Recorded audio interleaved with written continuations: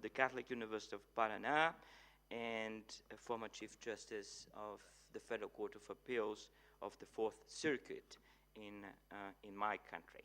So, Vladimir. Thanks, Mr. Chairman. We in Brazil, we have environmental courts, we have law, statutes, and good decisions also. But we need sometimes more enforcement. How to recover the environmental damage? Well, in Brazil now, the judges are trying to make a conciliation in environmental suits.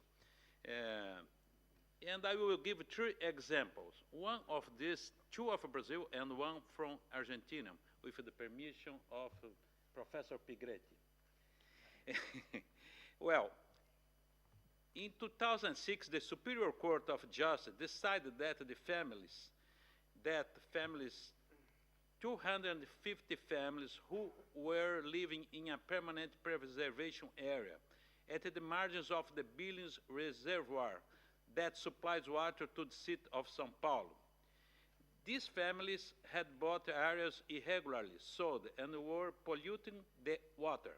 The Superior Court said that in the conflict between the interests of the families and the possible lack of water in the future for the population, the protection to the millions of inhabitants of São Paulo should prevail.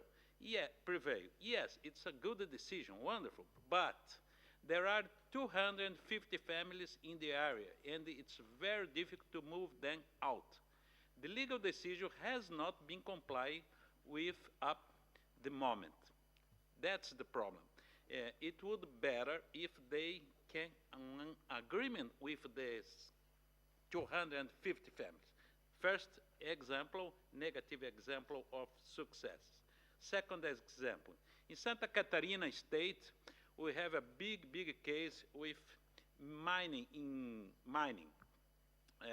After 10 years of action, the Superior Court in May 2007 decided an appeal and sentenced that the Federation and the state of Santa Catarina are responsible for the recovery of the environmental liabilities due to their omission in their inspection duties.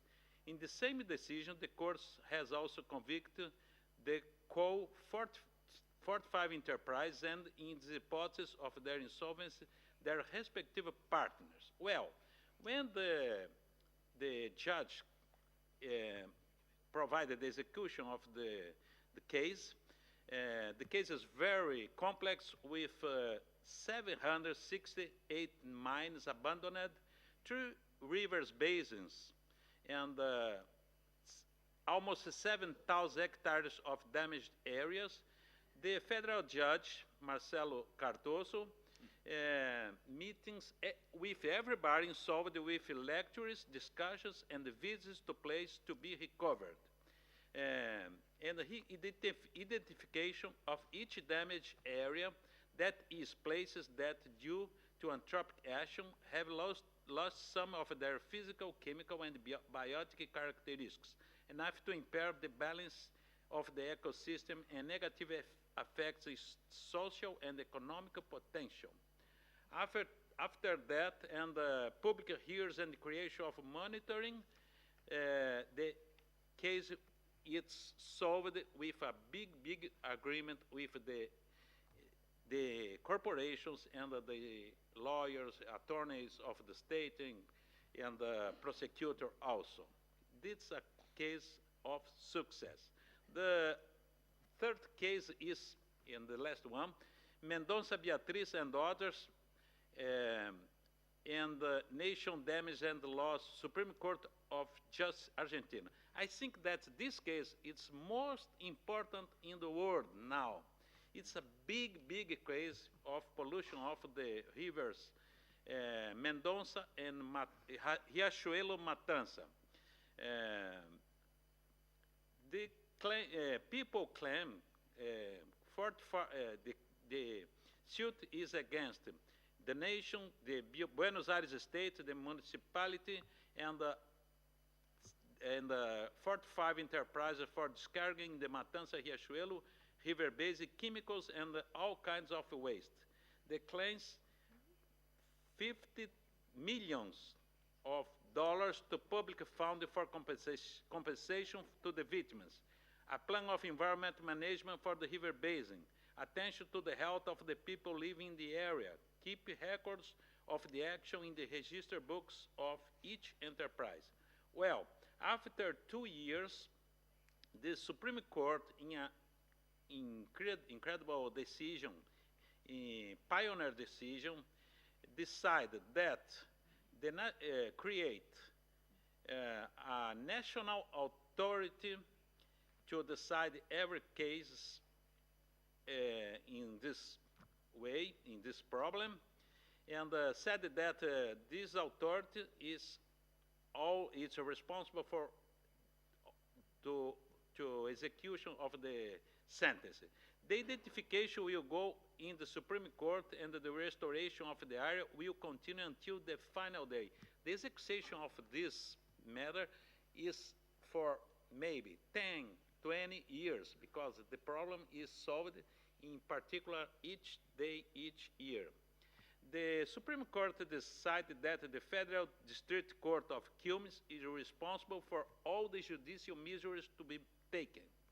And a number of measures with deadlines must be taken, and the administrative authorities are personally responsible for the no compliance. It's a pioneer case in the world because it's very complex, and the solution is along of a lot of years. Well, finally, I would like to propose for environmental governance 3 things. They emphasize the value of conciliation as a way of recovering the environmental damage, promoting judges' capacity building to help them develop skills to make it possible, and agreement which is, most of all, effective and in a favor of the environment. 2, to include the most serious environmental crimes with transnational effects in the rules of the Palermo Convention 2000, which provides about organized crime, including confiscation, extradition, and mutual judicial assistance, and more informal investigative procedures. 3, to stimulate through a global initiative by ICIF, UNEP, and the IUCN that every courts in all instances take environmental protection measures, such as the construction of buildings with facilities for the reuse of rainwater, utilization of non-chlorinated paper, etc.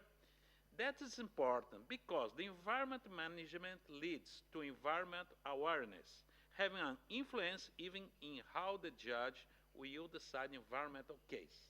Thank you, Mr. Chairman. It's just that.